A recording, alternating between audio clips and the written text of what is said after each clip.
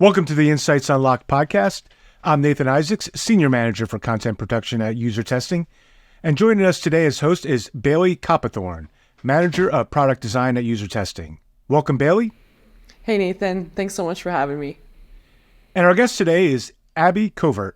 Abby is an information architect who helps people make sense of information. She writes books and teaches courses on information architecture. She's also the founder of the Sense Makers Club, a digital clubhouse where you can meet sense makers with similar interests and challenges to your own. Today's discussion is about unlocking information architecture for everyone. Welcome to the show, Abby. Thanks for having me. Thank you so much, Nathan. That's awesome. And thanks so much for being here, Abby. I'm so excited to talk to you today. And I realized we actually have a similar background, starting in print design. And so I want to hear a little bit about the evolution of your craft and where it's taking you today in 2024 as Chief Sense Maker. Sure. So I started as a graphic designer back in late high school times. I finally developed the understanding that I wasn't going to be a musical superstar on the Broadway stage. And so I started to look at my strengths outside of that. And graphic design was definitely at the top of my list. So I ended up pursuing that in my undergraduate degree. And about 2 years into that degree program at Northeastern University, I was approached by someone in that program to go into this experimental dual major. So it was called multimedia studies. And the idea was that they were taking a couple graphic designers, a couple sound designers, a couple animators, a couple tech engineer code type students, and they were putting them all together and giving them project work for an entire year as kind of like a capstone effort. And so they asked me to apply, and I was accepted. And from there forward, I was kind of spanning this, I was a designer, but I definitely was learning about digital and what that meant. This was definitely in kind of the rise of the commercial internet. When I graduated from school, I truly believed I would go be a graphic designer. I didn't really think of anything to do with tech. I was looking for a magazine job. Honestly, that was my dream job, was to lay out magazines. But during my graphic design education, I took 2 classes, back-to-back semesters, on information architecture. And at that point, it was kind of positioned to me as this part of graphic design. And it was the part of graphic design to do with meaning, to do with intention, messaging, rhetoric. And I found it to be really fascinating. But to me, it was just this, lowercase I, lowercase a part of graphic design. Mm-hmm. But when I graduated, in looking for jobs, I actually ended up making a set of icons for some banking software. And that landed me in the situation where I realized that a graphic designer without the skills of information architecture for digital could really muck up some software. And so that was pretty much the best learning of somebody in their early 20s looking for a career path. And I learned that information architecture was, in fact, a growing skill set, a field of practice. I learned that there was people writing about it and talking about it at conferences and meeting about it and growing this field of practice. And I was really lucky to be kind of at the beginning stages of that. So for the last few years, I have worked in-house. I have worked out of house as a consultant. My last post was as the staff information architect at Etsy. And most of my career has been dedicated to democratizing the field of information architecture. So I've written 2 books on it, How to Make Sense of Any Mess and Stuck Diagrams Help. And then most recently, I started the Sense Makers Club. So a few years ago, I decided that all of these nerdy readers who have been reaching out to me in my DMs and my emails all these years, they really needed to meet each other. So I started throwing events and writing courses and content directly for them. And so now we're in the process of scaling that into a larger part of my business. That's amazing. I find it incredible, the foundations that you are going off of and how they're still applicable, as you're growing in the evolution. So the foundational principles of design or, information architecture, looking at, iconography and how that plays a role in information hierarchy and all of that.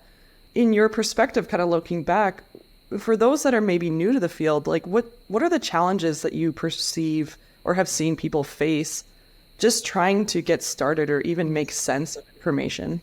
Yeah, that's a great question. I feel probably one of the top ones is I really think that people think that there's an answer to all of the information challenges that are out there, and they just have to find the right one. Just gotta, Answers are out. yeah, drive down to the taxonomy store and pick me up and new navigation. And like, it doesn't ever work like that. And so I feel like a lot of what I do as a teacher, especially, I feel like is giving permission to people. One of the reasons that my first book, I think, was so successful and resonates with people is because it calls it out in a very everyday way. We all face messes. And, you know, it really doesn't matter what your job title is. Like, you're going to run into something that is a mess made of information and people at some point. And I think that kind of permission giving and letting people know that, like, there isn't some handbook that we're not giving you. There isn't some bag of tricks you haven't paid for yet. There isn't some software that you can hit the button and it does it for you. Kind of making them know that it really is about first principles. I think that that's probably the most challenging. And that really comes through in mediums as well. Like, you have a lot of kind of pretending that the leaders of the industry are worth following in terms of patterns. You get a lot of like, well, if Amazon's doing it that way, I'll make my landing page do it that way. Those kinds of things. So I think like people understanding the general medium that they're working in, and that there aren't patterns for that either. And that when they are, they're generally pretty transient. Like, they do change. I remember not so long ago where we were all making fun of the hamburger menu. And then the kebab. I recently heard that kebab versus meatball is a thing. All of these words made no sense like 5 or 6 years ago. And now the consumer internet is reliant on understanding those things. And they might not know what to call them either, but they all know to click on that to get to the menus now. So yeah, I feel like all of the patterns are something that change. And I think that is very ambiguous for folks. Like, I think that it's not as science as it is art. Right. It's almost like looking at something, maybe multiple people are looking at the same object or group of information, but they think about it differently. Mm-hmm. You know, they might have different mental models and how they might categorize or even create that taxonomy that you don't find in the store. Exactly. Yeah. So I guess the question is like, how to resolve those challenges? Like, how do you help align folks to one or two or like a narrow solution when there are so many ways to understand and organize information? Yeah. I feel like the first thing is I'm going to bring a term up that you just said, mental model. Yeah. I think a lot of times when we talk about mental models in design, we have an easier time grasping that we're talking about the mental models of our users. But I think that the mental models of our stakeholders are almost more impactful and absolutely more immediately impactful on the work that we can get done for those eventual end users. And so, yeah, I feel like when you're looking for like the reconciliation, oftentimes I find that is in the stakeholder process. It's in understanding the people that you're working with or for, understanding their mental model differences from your own, realizing that none of us come into any of these problems without our own bias and our own idea of what the solution should be. I talk in my first book about how an information architect has to be more like a coffee filter and less like the grounds. Like, you have to be okay with your job being filtering out the stuff that's not drinkable for other people. And that's a dirty job, right? It's kind of thankless and you get thrown away at the end. Like, it's not glamorous. But I do think that it's the way that you can reconcile those differences that you're talking about. Yeah, I love that analogy. So you mentioned, you have this mission to make information architecture accessible to everyone.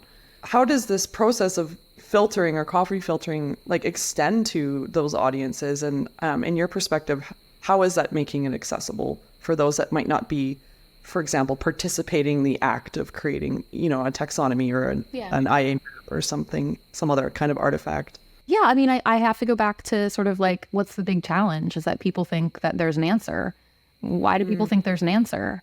Well, in a lot of cases, it's because we've stood up an entire industry around the fact that you have to pay to get the answer. Either you have to pay for training to get the answer, or you have to pay for consulting to get the answer. So I feel like in my view, information architecture was not something that I came to through an advanced degree, which I think is kind of unique. And it's one of the reasons that I've always been able to see it applied to everydayness. And I think that that's a really controversial view on information architecture in a lot of rooms.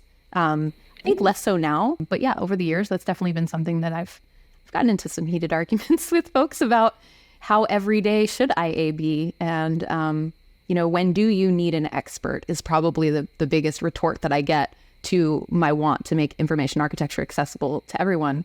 And I think that it's similar to any other specialty that you can imagine. You know, like if you are running and you fall and you scrape your knee, you don't need to go to the urgent care. Probably you can take care of that yourself. But when your bone's sticking out of your leg, right? Like you're not YouTube videoing to see how to figure that out. You're not taking a passive class on how to take care of your leg, right? Like we all have a sense of urgency and a risk tolerance. And I think that like that is ultimately what determines when you need expertise. For me, like a lot of my, when was the bat signal sent up in my career? It's always been times that are more about fear and momentum than they are about the complexity of the challenge. It's more about having a change of framing. And sometimes that takes a new person to come in. So ultimately, I don't believe that information architecture is magic. And I don't believe it's hard. Like I think at its face, I don't think it's hard. I think that everything that you apply it to can get really challenging. And I think the things themselves are really challenging.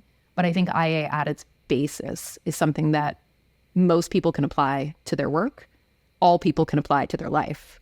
And yeah, most people could benefit from getting better at. Right. It's just about like understanding, what the world is around you, how you perceive it and where you are in that place, essentially, how you're getting where you're going. So it's interesting. You mentioned fear and momentum. And I think I have my own interpretation of this, but I want to hear maybe more like what you mean by that and any advice on getting the momentum, maybe if there's people that might be a little bit paralyzed by fear or... Yeah. Well, fear and momentum are absolutely tied to one another for sure. I find that like one of the things that I really try to harp with my students is how much scarier things are when they're in our head than when they're on paper. And I think that ultimately is like one of the principles of information architecture is that you need an object of discourse to make any kind of progress. And so I find that there are far too many projects and teams that are suffering and feeling a ton of fear. But when I ask them to see the picture of the thing that they're making, they don't have it. They've got a really long deck. They have a vision video. They have funding from a VC, right? They have a public corporation and 10 years of history. But they do not have a picture of the mess that's in front of them. And without a picture, that thing will be bigger, it will be more complex, and it will be hairier for other people to want to move through with you. I think that like that's a huge part of realizing fear is showing people the monster. And what do we know about monsters in stories? Once you see them, they're not usually as scary. This is why the horror industry doesn't show us the monsters until like the end of the movie, right? Because once you see them, you get desensitized to it and you're like, it's not that really scary. And I feel like that about consulting projects too, that I've done in the past or even the student projects that I see coming to me where the student in the very first session, they're like, and we've got this, and we've got this, and we have to translate this into this, and this connects with this. And it's like, okay, make a picture of it. And then they come back and they're like, it's 6 things and there's 3 lines. Yeah. And then they realize like, oh, well, there's actually like 70 people involved in these 6 things and 3 lines. Okay, cool. But there's 6 things and 3 lines. And now there's 70 people, which, I'm going to call you on that too. Is there really 70 people? Oh, okay. There's only 15 people. Got it. Right. So all of a sudden we're in a very, very different place. And once people move through the fear, I often find that momentum is what comes with it. So progress, the ability to feel like you can move, like one of the reasons that my second book is called Stuck. So I think that's a really common feeling for people in information architecture dilemmas, is to just feel kind of stuck in it. Like you've got this big thing swirling around in your head and it's your job to make sense of it, but you don't know where to start and you don't actually know if you can do it yet. And I think that's a really scary place to be for some people. Yeah. Totally. I've also seen that a little bit. It feels sometimes a little bit daunting. Like there's so much, the information is maybe ambiguous or it feels really big. Yeah. Or there's multiple opinions. So there's multiple directions. And I agree, like just starting somewhere, writing it out, drawing a picture, understanding the mess, as you say. So I think, understanding these different points of information, you mentioned earlier, users and stakeholders, you have them and then you have yourself and the team. So what is your advice, I guess, on leveraging, whether it's customer feedback, stakeholder feedback, or any type of sources of information that will actually help you get that momentum? So How do you leverage the feedback and apply it to the art of crafting this IA?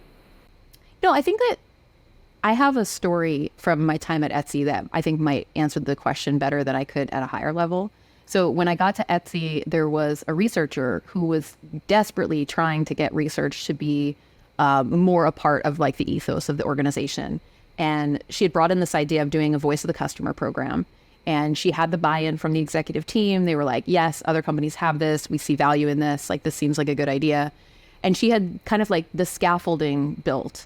Long story short, researcher, very frustrated, years into this post, was like, you know what? I got a better job. I'm going to go to the other job. And here's me. And I'm like, maybe 6 months into working at Etsy. And my boss comes to me and he's like, hey, I've got this thing, this voice of the customer thing. And I was wondering if you could take a look at it and see if there's anything there, like if I should reassign this or what have you. And so when I'm looking at this thing, I'm going, gosh, this is so useful. And also, this is like such an interesting information architecture dilemma, because essentially what was happening is they had a company that had all of these different channels to interact with their customers and their users ultimately. And all of them had like their top 10 list of what was wrong with the thing from their perspective. But all these top 10 lists were just like little bombs of surprise throughout like keynote presentations at like, the quarterlies or like the monthlies. It was like, oh, and this is a problem. And then the people who were in charge of that other half of that thing were like, whoa, what? I didn't know that was a problem. You never talked to us about it. So there was just like a lot of missed connections across these things. So I decided to do an experiment where I created a steering committee of people from all of those different channels. And I said, okay, give me your lists. And we looked at all the lists and we got the list to a place where we had like a discrete list of things. And then we were like, okay, now we have a list of all the things that's wrong. Great. How useful are we? We already had this. Now it's like a bigger, longer list. But we wanted to prioritize it. We had to figure out a way like, how do we actually make this make any value to the organization other than like this big wagging finger of like 150 things that were wrong with the thing? And what we decided to do was make a rubric that was based on both the user value and the perceived volume of the problem.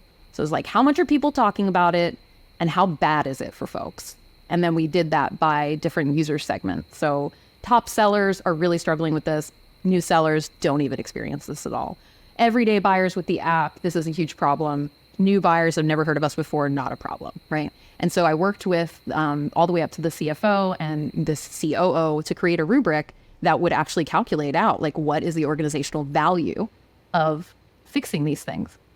And what we were able to do was create that list, and we were able to show the scores on that list, and then we were able to show the scores change over time. So as people got the hint that, hey, this is a major issue, we need to fix this across the organization, projects were stood up, there was scope that was allocated to those problems, and over time we saw the volume of those things drop.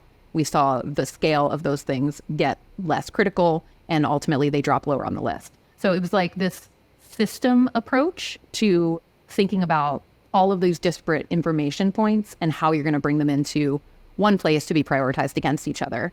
And ultimately it was an interesting thing to watch an organization go through, because they went through kind of all the stages of grief about this list. It was sort of like, the denial was very epic, the anger.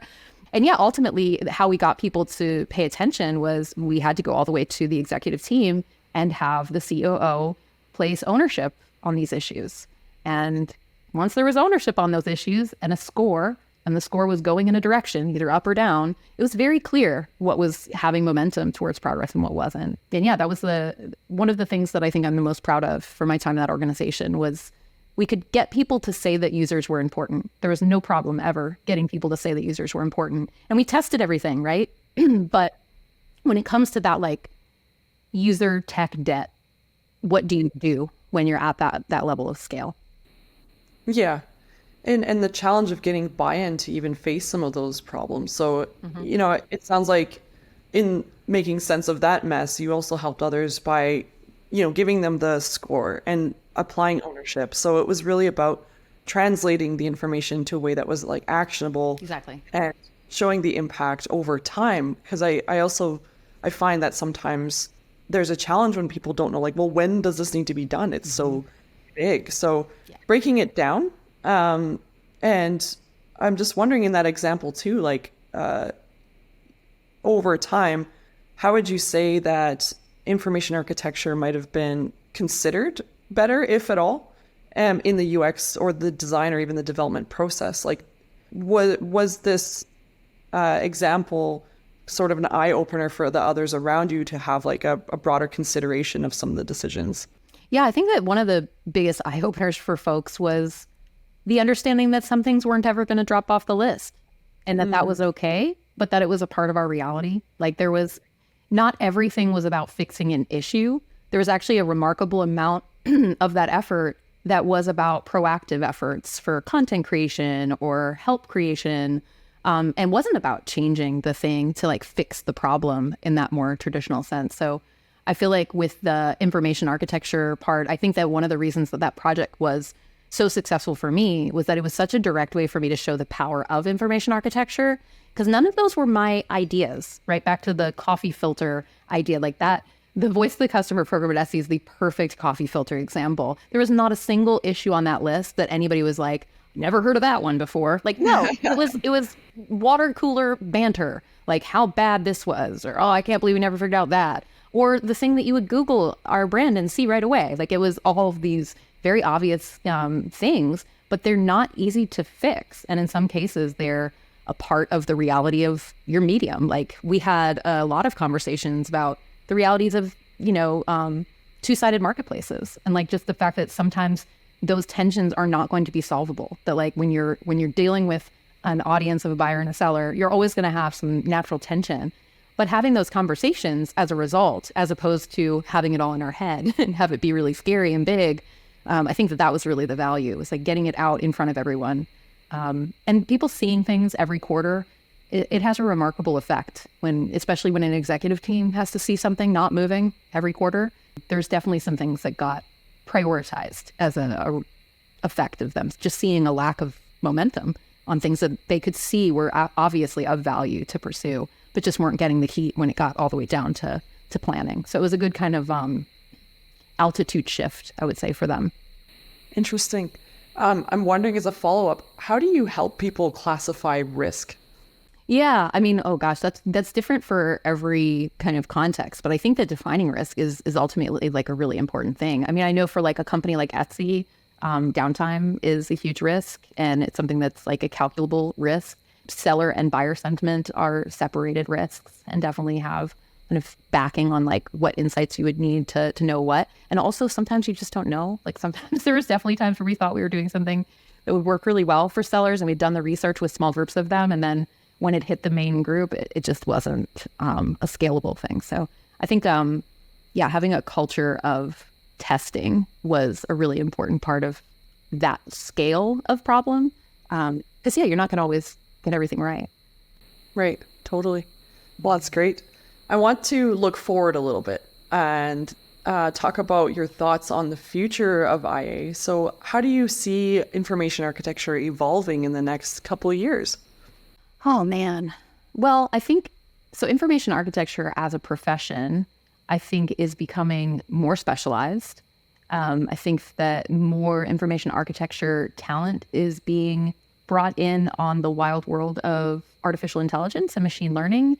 I think that if I was to say, and I'm very biased, so I will, information architecture is one of the keys to the future of those tools being human consumable. So right now, things like ChatGPT are stood up on the backs of a pretty simple information architecture from the first couple decades of the web, but that's not a guaranteed future for our web. And so, I think that if we don't want there to be a real garbage heap amassing on the internet, that information architecture is going to continue to be one of those skill sets. I also think that it's going to continue to be like the hot potato that no one wants to classify. And I think that like the cobbler's children often have no shoes. So it makes sense that a group of people that are all about classification and labels would have a hard time classifying and labeling ourselves. But I do think that that's ultimately one of the biggest kind of risks to information architecture. I would say like there's a world where we can continue to democratize this concept and this field in a way that it's useful for lots and lots and lots of different practices. But there's also a way that we could kind of just let this all fizzle out and not continue the legacy that was started before us. So yeah, I think that it's up to information architects today to figure out what the future is, honestly. Right.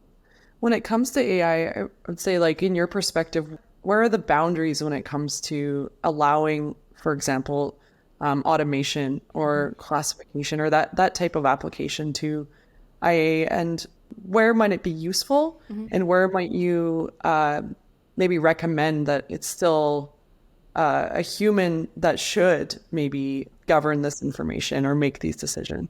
Yeah, and I mean, I think like there's definitely, like, we could talk about the ethical implications of it all day long, and I do think that there's times when a human, like, should, capital S, look at decisions that are made. But I honestly think that there's much more of like an efficiency approach that should be thought of first. Like, there is, it is much easier for a human being to tell a computer what something is than for a computer to use a training set to figure out what it is. It is also more accurate, generally. So it does depend on kind of what you're trying to teach the machine. But in my experience, when you give a machine a garbage pile of uncategorized data, it will figure some things out about it. But when you give it an organized pile of data that has been human labeled and has been, especially if it's been modeled in an ontological way where the things are actually connected in more ways than just hierarchy, if that's been done for the computer, man, you can do so much. Like, I just feel like we're cutting ourselves off at the knees if we're not using the, like, just, you know, decades of human intellect that we have about how we work and how we organize things and what we call things. Like, we're very finicky. Humans are very finicky, and trust is definitely built on that finickiness. So if we're going to trust these machines to do our business for us, if we're going to trust them to take on major aspects of our lives, we're going to need them to prove that they actually understand being human. And we're the best people to teach them that. And I think information architecture actually is the skill set that is needed to do that, because it's about defining the things in ways that can be transferable across lots of different types of people and objects. And then figuring out the rules, like how those things interact with each other, what the relationships are, how strong those relationships are. Those are all things that, yes, machines can absolutely figure out. But when we can guide them, they can basically have superpowers with those things instead of wasting all their time figuring out things that I could have told you. Totally. I love that answer. And I love, you know, just going beyond what the machine can do. It's like, to do for whom? Like, right. Can I give you guys an example? Yes. Okay. Here's my grand claim on the internet. I was part of the team that taught the Etsy search engine what a gemstone is. Oh. Yeah. Okay. Yeah. Right. Simple pimple, but like that's a huge business like value. Like the fact that people were typing in gemstone and we were relying on sellers maybe writing the word gemstone onto all their very specific gemstone items versus just teaching the dang thing what a gemstone is. Like, there's a specific list of them I can give you in a spreadsheet. Here it is. Like, I can tell you all the varieties on them. I can also tell you which ones of them are related to what months of the year for certain, you know, things with birthdays and anniversaries. And I can tell you what colors they come in. And I mean, there's all sorts of things about gemstones that I, as a human being, understanding the context of them in our society, can tell a computer that a computer would take just, I can't even imagine how long and how messy to figure out and make those things useful. So yeah, just a small, small but very fun example from a month in my life, like 5 years ago. Yeah, it's interesting you mentioned usefulness. There's always information that is on a scale of usefulness, right? So if we're describing a gemstone, you know, the fact that it might be cold when you touch it might not be as useful as the color or the size of it, for example. Exactly. Do you think that our use of like AI could help in that specific area of classifying usefulness? Or do you think absolutely. Yeah. Okay, yeah. Tell me about that. I think all the time about how much easier my job would have been 5 years ago if I had ChatGPT. Right. Because using machines to hone my human intellect to teach the machine better, now we're really cooking with gas. Like that is super awesome, right? Because I had to go, where am I getting all this information about gemstones? The internet. I am going to search engines and I'm going to Wikipedia and I'm going to all of the other websites that I found out are really good about gem cataloging. Like that's what I'm using. And that's what taxonomists are using too. I mean, I have a friend right now that's working on a very intricate meat taxonomy for $1 billion company not to be named. And that's how they're doing it. They're going to the internet and looking for all the things. But now that we have tools like ChatGPT, yeah, you can get into a really detailed conversation with it about what it knows about certain aspects of meat. Now, do I think it's going to be as useful for me to be like, hey, ChatGPT, give me a taxonomy of meat? No, probably not. I mean, it'll give me one. It's actually pretty good at it. But is it going to be the right one? Probably not. Like, it's going to need somebody to look at it from a human perspective and attach intention to it and say, okay, this'll work. So I think it's more about like using those tools to be more divergent with our thinking. Right. So what I'm hearing is almost like a partnership with the machine where it could help maybe classify and make things a little bit more efficient in terms of doing all of that work, but making sense is still the human aspect of how we interpret this information. I mean, I use ChatGPT almost every single day, and that's how I use it at this point. Like, I'm in a constant conversation with it about, honestly, it's like things that I would feel silly asking another human being is probably like my tagline for ChatGPT, you know? Right. Like, what do you think of this email I'm about to write? Like, if you haven't asked ChatGPT to read your emails before you send them, you should. It's really interesting what it'll tell you. Oh my gosh. So tell me a bit about the Sense Makers Club. I want to learn more about, how I might get started, some of the fun things I could do there. Yeah. And let's talk about that. Thank you for asking. So we are in the process right now of kind of going through a big renovation, I guess, if you can go through a renovation in a digital clubhouse. In the beginnings of the Sense Makers Club, I started an annual event called Make Sensemas, which is like the nerdiest day of the year. It's everyone getting together and telling stories about messes that they made sense of. And from just the first year, I was absolutely positive that people needed more than a once a year type of thing. So I started a monthly, and that was an information architecture office hours. And it was for folks that were reading my book with this bonus content program that I had put together. And that, once again, I thought, okay, people will come here for asking me questions about the book. And then when they're done with the content for the course, they'll move on. And 14 months later, I still have some of the same students every single month coming through that course. And they're asking questions, but more than that, they're sharing with one another and they're learning from each other. And to be honest, like, they don't need me much anymore. Like, they're just connecting with one another and sharing each other's experiences. So a couple months ago, I got the idea that I might try to scale that up for the Sense Makers Club. And that's what I'm in the process of doing right now. So I have just recruited 40 discussion leaders from the community, which is an amazing number. It absolutely blew my mind. And I am trying something pretty audacious. I'm going to, starting in June, open a digital clubhouse. And we're going to have one discussion led by a peer every weekday and see how we do. And right now I am in the process of onboarding all 40 of those discussion leaders and introducing them to the partners that I've picked out for them on their topic. So yeah, it's been very, very exciting. But I would say, based on when this podcast is coming out, there's probably different answers to how you can get involved. So if it's coming out after June, come on through. But yeah, if this is going out before then, I would say check out what we've got going on over there and get on my mailing list, because that's going to be the best way to get access when I open up. Fantastic, Abby. That's awesome. There's so many ways to get involved in the IA community. I think we just recently had World IA Day. Yep. There's some conferences folks can check out, but definitely hit up Abby and check out her website, as well as checking out the Sense Makers Club if you want to learn more.